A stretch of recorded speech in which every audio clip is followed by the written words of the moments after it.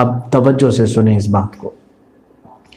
میں نے شاید پچھلے جمعہ بھی عرض کیا تھا، میں نے اخبار کی ایک رپورٹ دیکھی جس میں یہ دعویٰ کیا گیا ہے کہ لاک ڈاؤن کے اس ماحول میں سب سے زیادہ اگر کوئی چیز چلی ہے تو پورنوگرافی والی ویب سائٹ چلی ہے سب سے زیادہ. اور جتنا یہ ایکٹیو ہیں ویب سائٹس جس میں گندی فلمیں، ننگی تصویریں، معاذ اللہ رب العالمین، یہ سب سے زیادہ ایکٹیو ہیں لاک ڈاؤن کے ٹائم پہ. یہ اخبار کی رپورٹ آئی اور اس میں بھی یہ دعویٰ کیا گیا ہے کہ انڈیا میں پوری دنیا کا 95% یوز کیا گیا ہے. اللہ کی پناہ، اللہ کی پناہ. کیا تمہارے ہاتھ میں موبائل اسی کام کے لیے دیا گیا ہے؟ اسی کام کے لیے. میں سمجھتا ہوں کہ پچھلے زمانے میں جو لوگ تصور بھی نہیں کرتے تھے وہ لوگ آج موبائل میں اپنے گناہوں میں مصروف ہیں. مجھے یہ بار بار کیوں کہنا پڑتا ہے؟ میں نے دیکھا ہے بچوں کی زندگیوں کو تباہ ہوتے ہوئے، نوجوانوں کو برباد ہوتے ہوئے میں نے دیکھا ہے. اچھے خاصے صحت مند بچے، نوجوان بچے چند دنوں کے بعد دیکھنے پہ ایسے ہلاکت و بربادی کی طرف گئے ہوئے ہیں. اللہ کی پناہ. تم اپنا دین بھی برباد کر رہے ہو، ایمان بھی، اور اپنی صحت بھی برباد کر رہے ہو. کچھ نوجوان، ایک دو نہیں، میرے پاس ہزاروں ایسے ہیں جو روتے ہیں. میں کسی کے راز کو افشا نہیں کرنا چاہتا لیکن ان کا درد میں محسوس کرتا ہوں. کیوں آج عمر 20 سال 22 سال 21 سال کی ہے، وہ صرف یہی کہتے ہیں جب ٹوٹ جاتے ہیں، کہا ہم برباد ہو گئے، ہم سے کچھ چیزیں نہیں چھوٹ پاتی. کہا کیا کرتے ہو؟ تمہارے لیے آج اتنا آسان نہیں ہے کہ تم فوراً جا کر کے زنا کر لو. کہا زنا سے بھی بدترین چیز ہو جاتی ہے، معاذ اللہ. عزیزان گرامی، یہ ایسی چیز ہمارے ساتھ آج موجود ہے. میں سمجھتا ہوں یہ ایٹم بم ہے جو تمہارے تمام اخلاقیات کو تباہ کر دیتی ہے چند ہی منٹوں میں. ان نوجوانوں کو بھی میں نے دیکھا جو الحمدللہ نماز کے پابند رہے اور دینی کاموں کے معاملات میں بھی وہ سرگرم ہیں، لیکن پھر بھی اپنے آپ کو ان تمام چیزوں سے بچا نہیں پا رہے ہیں. تو یہ کتنی خطرناک چیز تمہارے ساتھ ہے. اگر تم نے اپنے نفس کو کنٹرول نہیں کیا تو صرف تمہارے پاس موجود یہ موبائل ہی تمہیں ہلاک کر کے جہنم میں لے جانے کے لیے کافی ہے. اور ایک بات سمجھ کر کے چلیں، کوئی تمہیں اس وقت یعنی ایسا نہیں ہے جو ڈنڈے کے ڈر سے، اپنے مار کے خوف سے تمہیں یہ چھڑا پائے گا. کب تک؟ کچھ بچیاں وہ ہیں جو لڑکیاں ماں باپ کے ڈر سے موبائل چھپاتے رہتی ہیں، ادھر سے ادھر چھپاتی رہتی ہیں. کچھ نوجوان بچے، ٹھیک ہے تم پاسورڈ رکھ لو، فنگر پرنٹ کے ذریعے سے لاک کر لو تمام چیزیں. کیوں؟ بھائی نہ دیکھ لے، باپ نہ دیکھ لے، ماں نہ دیکھ لے. اے میرے عزیز، کاش تمہارے ذہن میں اتنی بات ہوتی، ہزاروں لوگ نہ دیکھیں مگر میرا مولا تو دیکھ رہا ہے. جس کے حضور مجھے حاضر ہونا ہے وہ تو دیکھ رہا ہے. میرے ماں باپ کیا، میرے بھائی بہن کیا، وہ خود اپنے حساب میں رہیں گے قیامت کے دن. ان کو اپنا خود کا حساب دینا ہوگا. لیکن مجھے خود کا میرا جو حساب دینا ہے اس وقت میرے بھائیوں سے نہیں پوچھا جائے گا کہ تم دیکھ رہے تھے کہ نہیں دیکھ رہے تھے یہ جب گناہ کر رہا تھا، بلکہ رب تبارک و تعالیٰ نے خود ہمارے ساتھ نگراں فرشتے بھی مقرر کیا ہے. وہ اتنے ایکٹیو ہیں کہ قرآن کہتا ہے ما یلفظ من قول الا لدیہ رقیب عتید. تمہارے منہ سے ابھی لفظ نکلا نہیں رہتا کہ وہ دونوں فرشتے تیار بیٹھے ہوتے ہیں تمہاری چیزیں لکھنے کے لیے. کرامن اور کاتبین یعلمون ما تفعلون. جو کچھ تم کرتے ہو وہ سب جانتے ہیں. عزیزان گرامی وقار، آج ایک اور بات مجھے عرض کرنا ہے. میں نے عذابات کو دیکھا، خاص طور پر مجھے ہمارے ایک بڑے مخلص اور کرم فرما انہوں نے توجہ دلائی اور کہا کہ شاید یہ وجہ بھی ہو سکتی ہے. تو میں نے کہا بالکل.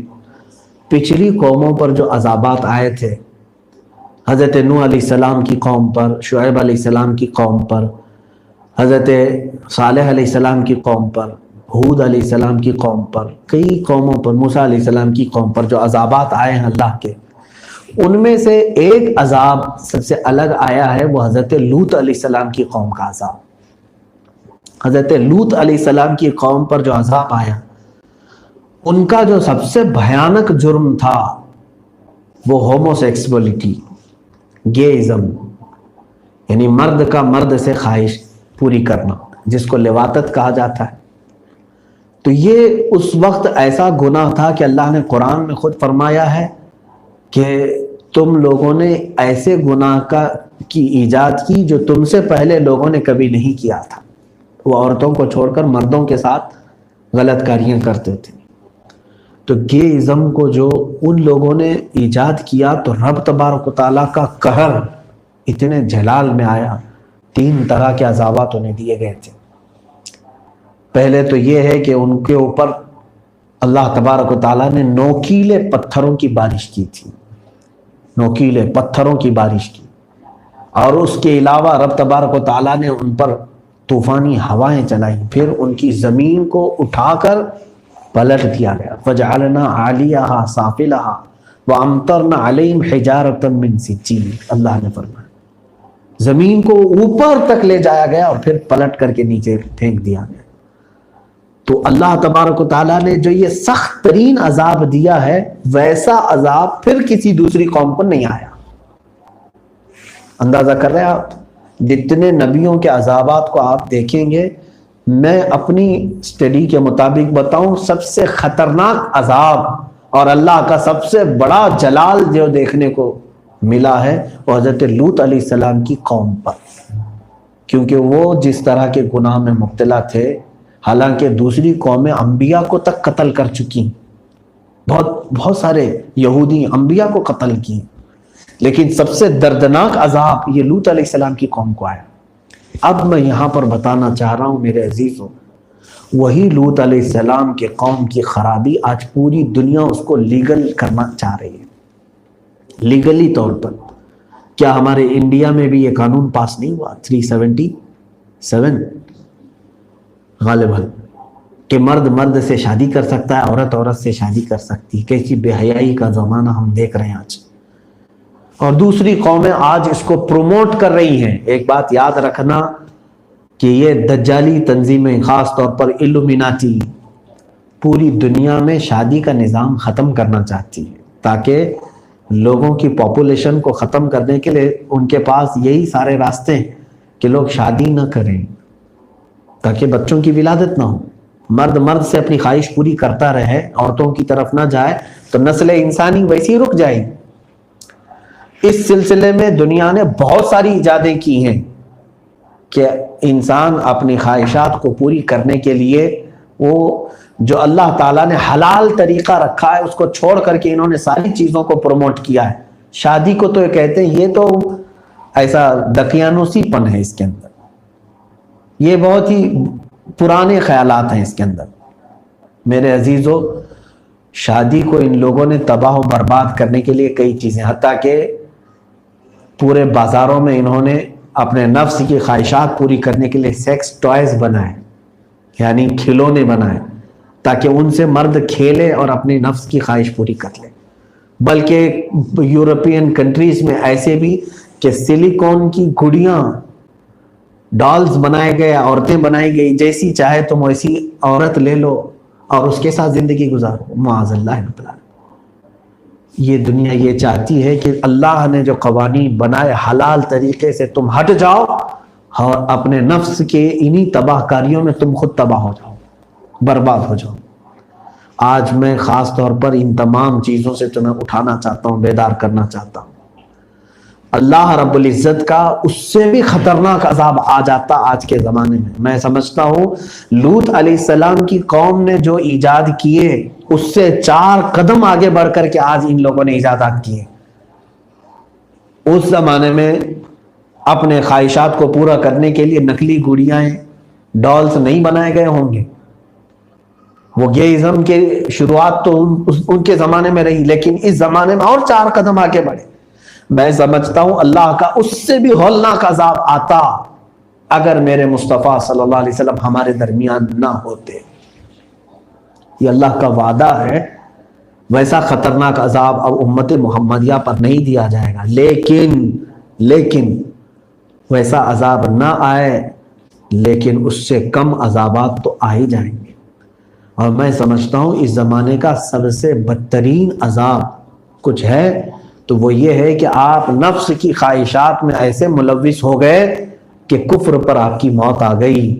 اور یہ اللہ کی سب سے بڑی پکڑ ہے کہ دنیا میں ختم ہونے کے بعد جب تم آخرت میں جاؤ گے اپنے کفر کی بنیاد پر جہنم میں ڈالے جاؤ گے. 100 سال، 1000 سال، لاکھ سال، کروڑ سال، نہیں پتا کتنے سال، بلکہ ہمیشہ ہمیشہ کے لیے دوزخ میں رہ جاؤ گے اگر کفر پر موت ہو گئی. ڈرو اس بات سے. فاتقوا النار التي وقودها الناس والحجارہ، ڈرو اس آگ سے جس کا ایندھن اللہ نے انسانوں کو اور پتھروں کو بنایا ہے. اعدت للکافرین، جو کافروں کے لیے تیار کی گئی ہے. قرآن میں اللہ نے فرمایا یا ایھا الذین آمنوا قوا انفسکم واہلیکم نارا، اے ایمان والو اپنے آپ کو اور اپنے اہل کو، اپنے گھر والوں کو بچاؤ اس آگ سے.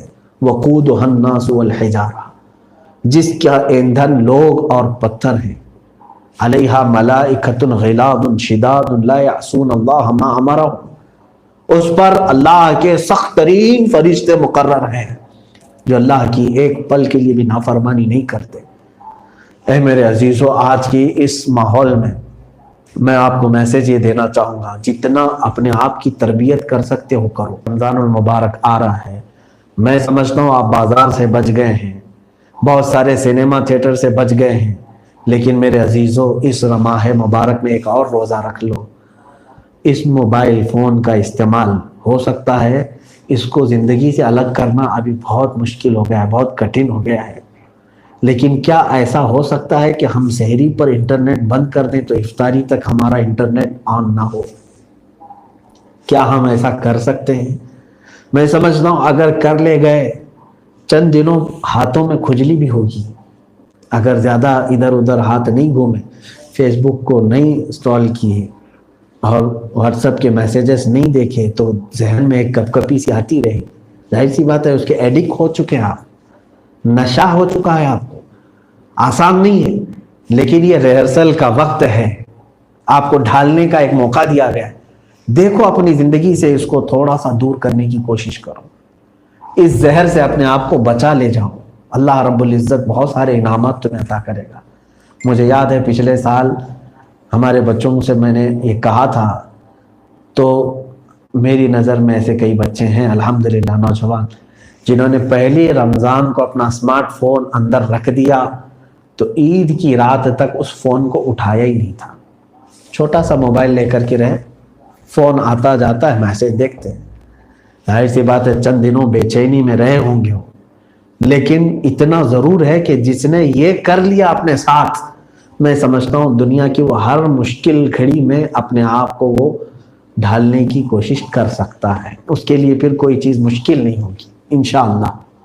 جو اچھے وقت میں اپنے آپ کو اس طرح سے پابند کر لے گا تو برائیوں کے اور مصیبتوں کے وقت میں وہ انشاءاللہ ان مصیبتوں سے آسانی سے گزر جائے گا.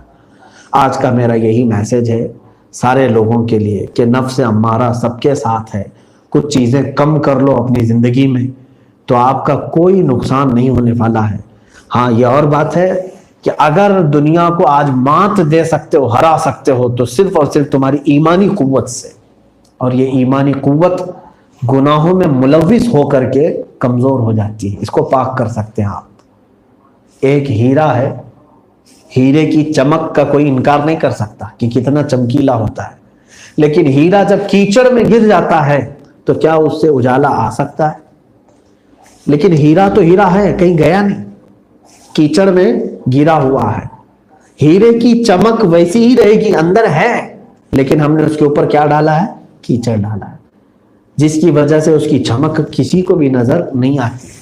صرف کام اتنا ہے وہ کیچڑ ہٹائیں، ہیرے کو دھل دیں تو پھر پورے لوگوں کو نظر آئے گا کہ اس کی چمک کتنی تیز ہوتی ہے.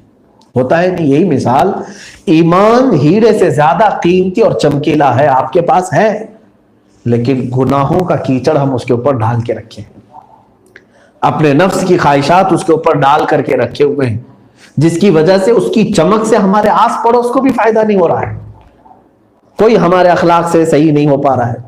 ایمان کو جب آپ پھر سے اس کے اصلی حالت پر لائیں گے، ان گناہوں کے میل اور ان کے تمام چیزوں سے اسے آزاد کریں گے، پھر دیکھنا آپ جس جگہ بیٹھے ہوں لوگ آپ کے صرف اور صرف چہرے کو دیکھ کر کے بھی اپنے گناہوں سے توبہ کریں گے، آپ کی محفل میں بیٹھ کر کے لوگ توبہ کریں گے، آپ کی زبان سے نکلے ہوئے الفاظ سے لوگ اپنے آپ کو بدل لیں گے۔ بس اتنی سی ضرورت ہے کہ اس ہیرے جیسے ایمان کو صاف کرنے کے لیے اللہ نے اب یہ موقع عطا فرمایا ہے کہ آپ رمضان بھی ہے اور لاک ڈاؤن بھی ہے۔ اللہ رب العزت ہم سب کو نفس امارہ کی شرارتوں سے محفوظ و مامون فرمائے۔